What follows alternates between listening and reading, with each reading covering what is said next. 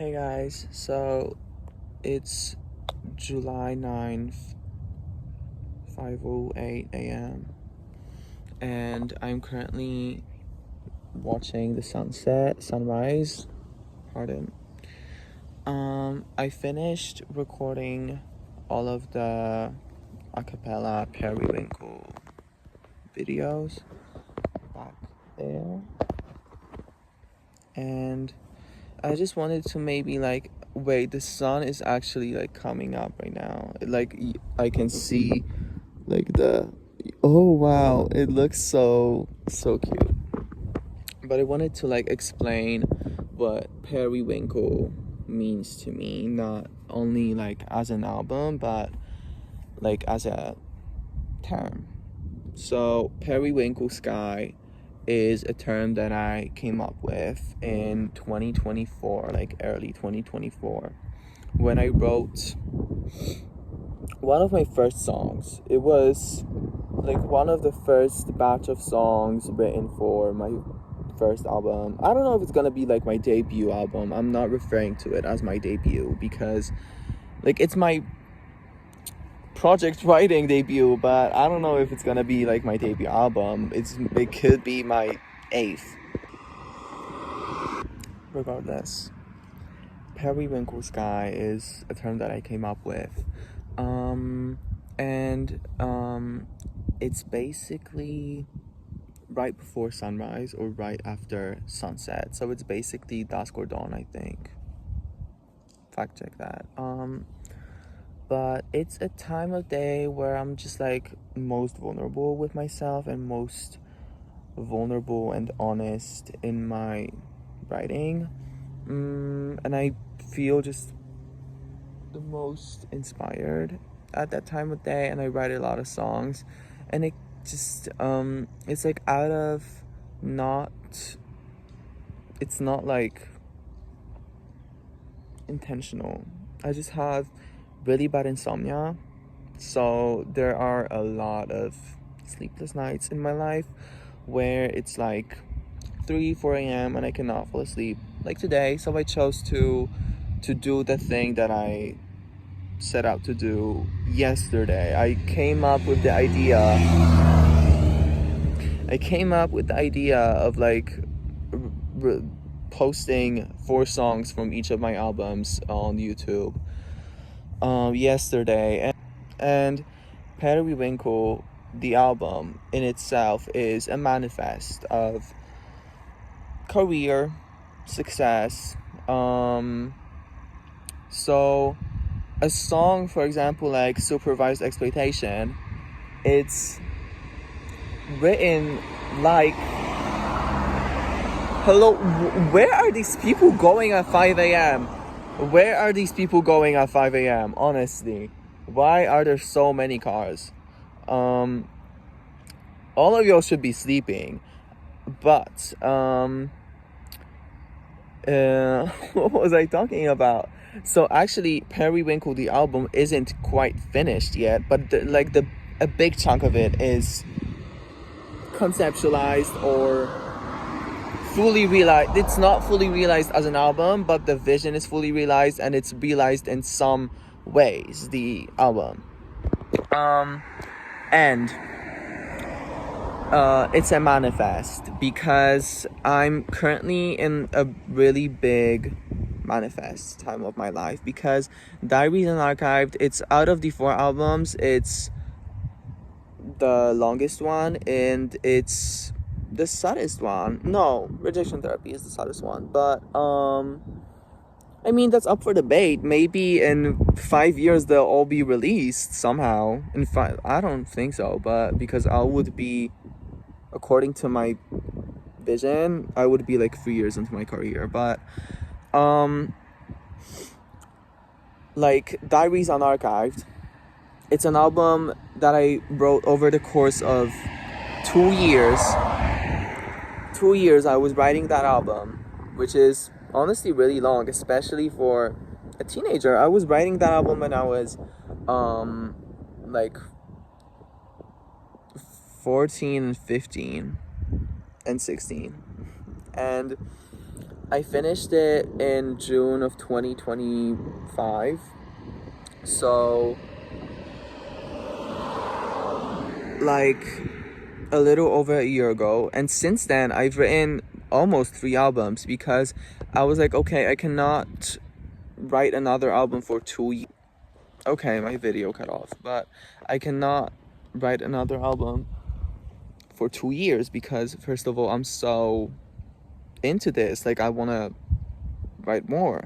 But also, I'm really big on cohesive albums, and you know who can make a cohesive album like no other? Ariana Grande. And what does Ariana Grande do? She releases quite frequently. Like, can you remember the Dangerous Woman to Sweetener to Thank You Next run? That was legendary, and that was not a long time between these albums. And yeah, so after I wrote Diaries on Archive, which has some happier moments, but it also has really sad moments. It's about teenage heartbreak, although I've never been in a relationship, which is kind of sad, and I'm really manifesting it this year, but I've never been in a relationship. But it has songs about teenage heartbreak, it has songs about insomnia, it has songs about body image insecurities, basically everything that every teenager is going through. Because I am one, sue me. And then in like 6 months, oh no, wait, so Diaries Unarchived was finished. Yeah, it was finished 2025. I was tweaking for a sec.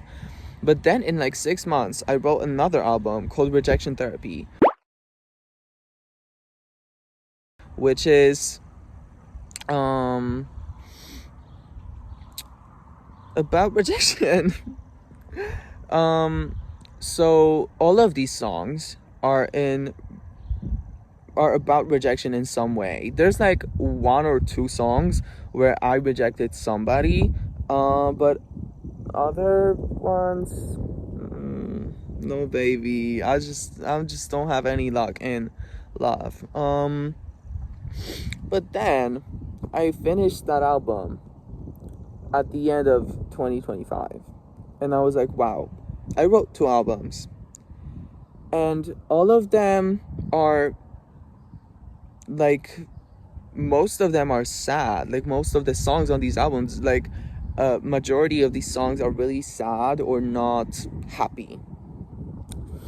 And as this year started, 2026, I decided that I'm gonna manifest a lot more, and my manifestations really come into fruition. I really pride myself in being a really good manifester.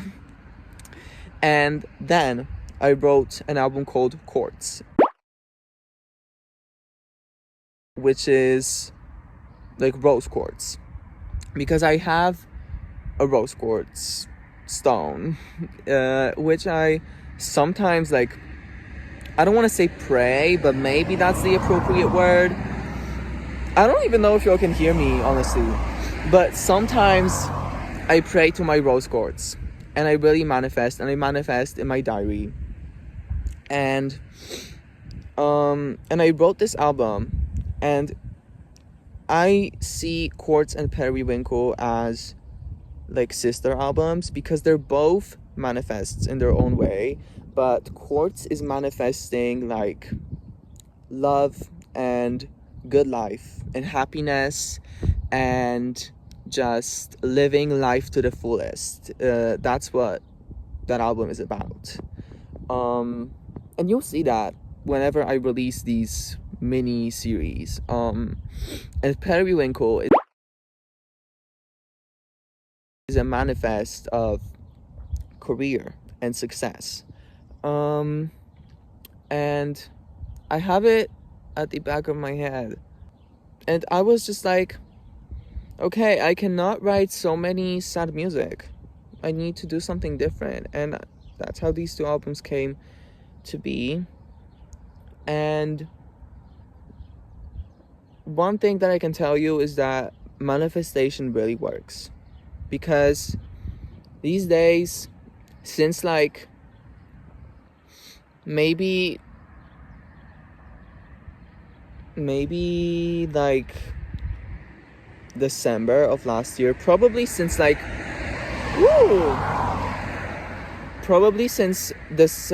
like my birthday last year, December 15th, I've never been happier. I feel like I'm so in touch with life, reality. I'm so grounded, and I'm so just living life. But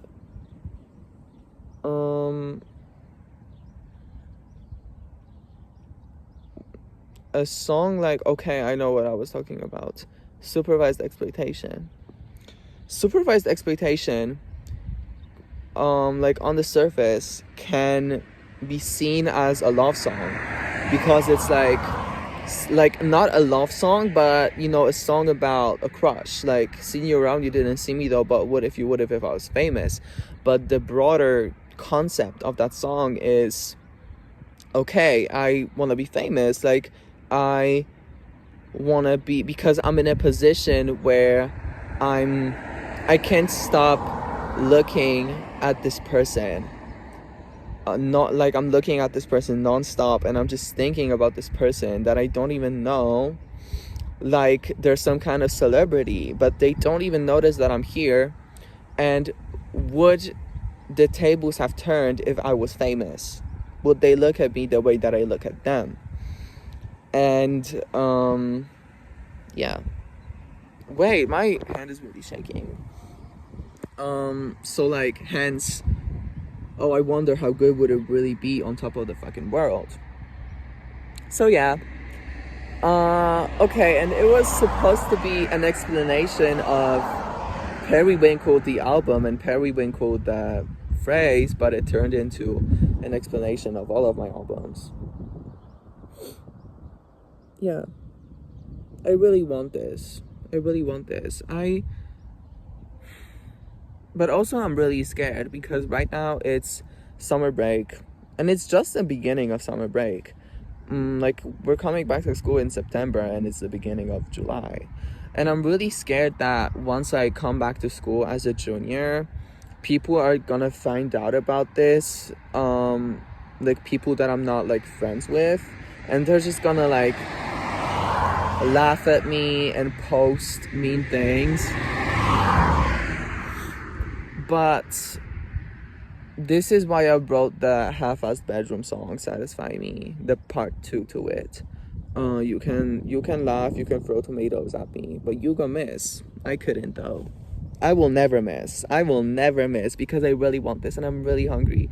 And to be honest, selfishly, I hope that in a couple of years these videos from this channel are gonna like resurface. I'm gonna unprivate all of the videos that I privated recently, because right now there are like 30 something videos on this channel, but I privated over 100. And I'm gonna unprivate all of these videos and people are gonna make like edits of me, and it's gonna be like my I made it moment. I really want this. I'm really close to like crying thinking about this, just like visualizing and imagining my future. But fun fact, I don't have the... Why am I shaking so much? I don't have the like crying reflex. I have this like the... But I don't cry. Like it's a very rare occasion where tears run down my face. But yeah, okay, I said this like 5 times in this video, but I really want this. I really do, and I really hope it comes true, because I really want to leave my mark behind, and I really want to make something of myself. My mom says that I'm for the people, and that I never like explicitly told my family. No, I actually did. Wait, I did recently, but my mom says that she knows that I'm for the people and that I'm just like a public person, that I'm gonna be a public person. And I hope that her motherly instincts are right, because I just want to make something great, you know? Why is there another bus coming?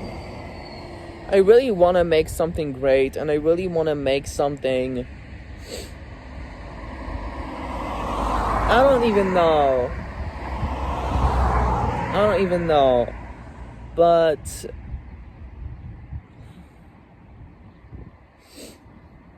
well, the sun is like fully out now. But yeah. Okay, I'm going home because it's 5:30 and I need to get home before anybody notices. And my dad tends to wake up really early to walk my dogs.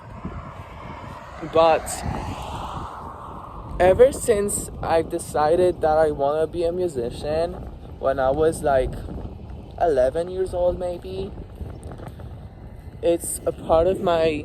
Wait, you can see the sunrise behind me. Oh my god. Wait, that's so periwinkle. But it's like a part of my daily routine to just think about how it would be to be a musician, to be this sensation, this pop star, this persona, enigma. And sometimes I can't help but wonder if I'm gonna make it. One of my friends, which I've told the most about my music, she is currently in Washington. Shout out Emmy, she's currently in Washington. But she's been to the US a couple of times, and I really envy her, because it's like, it's my American dream. I know that these days America's not that great, but you know, America is really the land of opportunity, and I know that you can really make something of yourself in America, especially if you want to be a global pop star. And she says that she's really worried that... oh, okay, people are waking up. But, and little do they know, I haven't slept for like 20 hours. But she says that she's really worried that I'm gonna like end up in the streets of like New York City or LA, because she's been there and she's seen that, and she's seen people who are aspiring musicians that just didn't, like, it didn't work out for them. And sometimes I really can't help but wonder if it's gonna happen to me. But I try not to think about it too much, because I feel like every thought that you think, every words that you put out into the world are a silent manifest, and I cannot like bring this bad energy to myself. And I really hope that my manifesting will bring luck upon me. But you have to make your own luck. And I'm really determined. And passionate. And I feel like what I have an advantage in is that I'm pursuing this as much as I can at my age, with school and other things. I'm still pursuing this as much as I can. I write a lot. I write a shit ton of music, and I'm such a visionary. And I feel like that's my advantage, that I'm truly a visionary, and I have so many concepts and visions, and I have such a clear vision of myself in the future. And it's honestly thanks to Pinterest and my saved TikToks. And maybe I'll make my mood boards for my albums public. But what else did I want to say? I wanted to say something else. Let me think. I know. Also, one of my advantages is that I can really shake some ass. And how many white boys do you see that can shake some ass? That's gonna really shake up the internet. If you're a label, like, you should really look into that. Because I feel like it's a really like under occupied market. Honestly, I feel like even if people wouldn't like my music, they would come to my concerts to see me twerk. But also, I can rap, I can sing, I can do a little two-step, I can write, I know a thing or two about production. I'm really just like, a wild card. And it's really cocky of me to say, but sometimes you have to be cocky to make it. The lighting's so bad. Sometimes you have to be cocky to make it. And I don't know. I'm gonna make it. I'm gonna be a pop star because I said so.